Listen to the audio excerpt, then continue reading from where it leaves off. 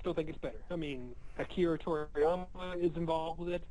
It's set between the end of the Buu saga, well, not the Buu saga, after the Kid Buu fight, but before the World Tournament, the Budokai, where where Goku and Oob are squared off. I mean, all I ask is that we get at least one little scene with the future Trunks, because I think that would be pretty interesting. Where if he showed up and we got to see what his life has amounted to after Stro and the two androids. It's likely not going to happen, but it's wishful thinking. I hope it happens, but I'll still watch the anime film if it's ever released in America. Yeah. No, wait, scratch that. Even if it's in Japanese audio, I'll still watch it. Yeah, I'm definitely gonna watch it when it gets released and someone subs it. I'm just gonna watch it because I definitely want to see what this one's gonna be about.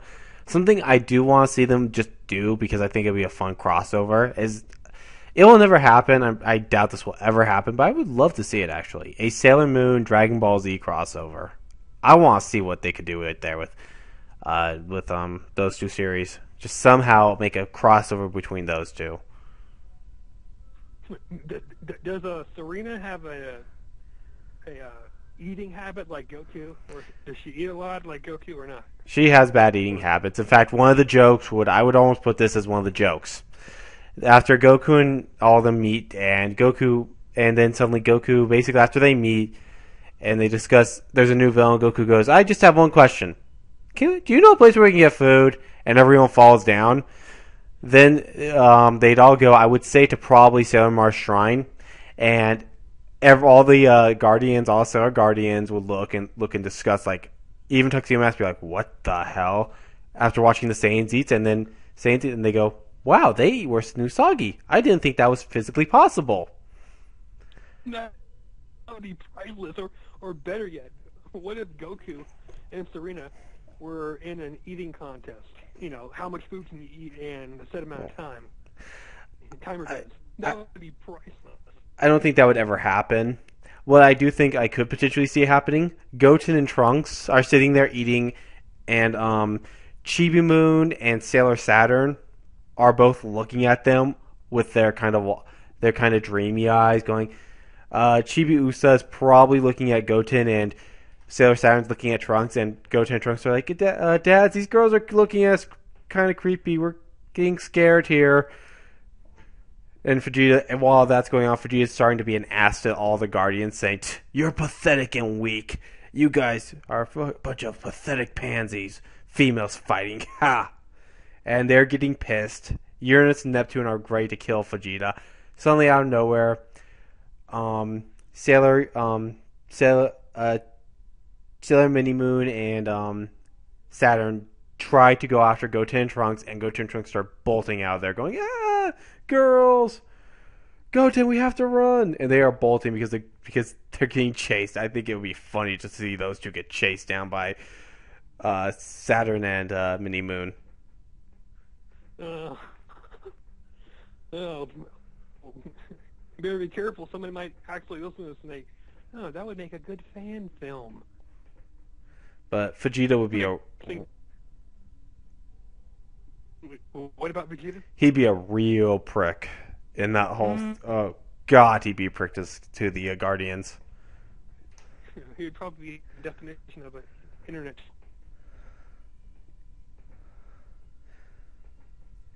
But yeah, I would love to see that. I would love to see just that crossover one day happen, because I think it'd be the funniest thing to watch.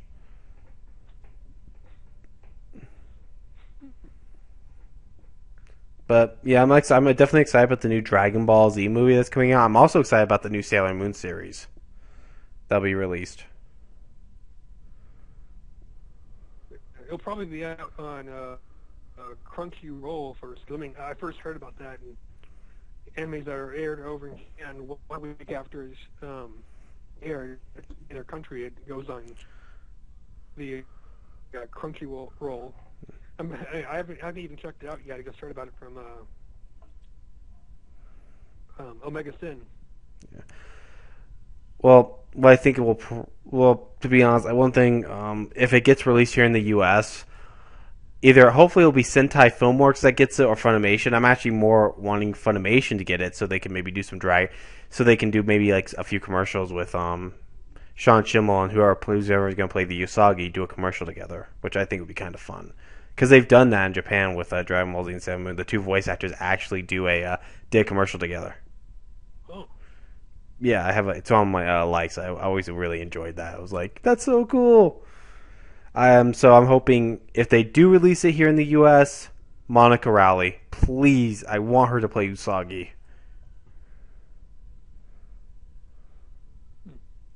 I listen to her, I'm like, damn it, play Usagi now. I don't think I've actually heard her work. Watch her in Panty and Stocking. She plays Stocking. Mm-hmm. Yeah, but yeah, that's so I do want definitely looking forward to that. Let's see what other movies. I already brought this up, but Paranormal Activity 4. Do you have any? Well, I've only seen the first one. I never saw the second one. The second one, the third one. I've read up on them. The first one was kind of bland. The only thing interesting with it was the ending, because that was just kind of creepy. Where you hear the female character, I don't recall her name. She's watching over her boyfriend creepily, like standing right over the bed on his side, watching him. Walks around the bed, goes downstairs. A few seconds later, a scream. He bolts out of bed, and yes, what happened? Then a short time later, he's thrown right at the camera, and then she, in a really creepy fashion, kneels down, sniffs his body, looks at the camera, and just rushes right at the screen there. That was actually creepy. Even in the dark, it was spooky. But I don't know. The second film, which was a prequel, I heard the third film was better. I'm not sure if a fourth film would work. I mean, if it's more. I'm not really big on the whole found footage thing, using cameras. There's so many films out now that have tried the found footage deal and failed. Apollo... Well, 18. Yeah, was it Apollo 18 or Apollo 19? It's Apollo 18, and that movie was crap. Yeah, that was crap. The double side, that was crap. So many films these days are being talked about. We're going to go with the, like Friday the 13th. We're going to do not confirmed. Just hinted at. It's like, no, you do not have Jason Voorhees in a found footage film like it's a biopic or something. No. You know why they're doing that, don't you? Well, because they're unoriginal. Piss cheap. Uh-huh. They're cheap as hell films. It's like, oh look, we can do a found footage film we only have to use 40,000 and we'll make about 500 million off of it. Great idea. What do we want to do? How about a toilet that's being haunted? Okay, we'll roll with it. Right? Have Michael Bay write the script. Got it. Well, I mean, I pray to God that none of the series gets the whole found footage thing. I mean, I really hate it when Hollywood tries to pull that crap. They did it with remakes. Some remakes are good. Some remakes are crap. Then they did it with the 3D bullshit. Now found footage. But hopefully, I've rarely heard of anything about found footage. I mean, me personally, I want to see a sequel to the reboot. I mean, I thought the Friday the 13th reboot was good.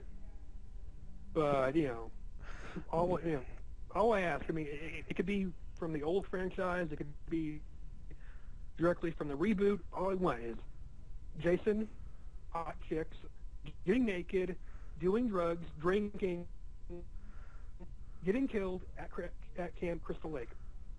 Doesn't matter who's playing it. I'll even take Kane Hodder. I don't have any. I'm much care for him as Jason, but hey, give me all that, and I'm happy. I want to see Well, one found footage film that was actually very good was Chronicle. That came out nowhere and stunned the crap out of me. I was like, oh my god, this is actually a good film for what they did. I'm not sure if you've seen it, but it's about a bunch of kids who get superpowers. Oh yeah, and they abuse it, and one of them ends up running amok in town. And I guess goes evil. Yeah, The but cops are after him. yeah, it was nice that they didn't become. It was nice because they didn't start becoming superheroes. It's like because in those type of things, when you get superpowers, oh, we need to be superheroes now. I'd be like, I ain't being a fucking superhero, dude. I'm gonna freaking do whatever I fucking want now. Yeah, because I mean, Kick-Ass. That was horrible. I mean, it was an interesting film, but seriously, I mean, you're But gonna try to stop crime? No, no.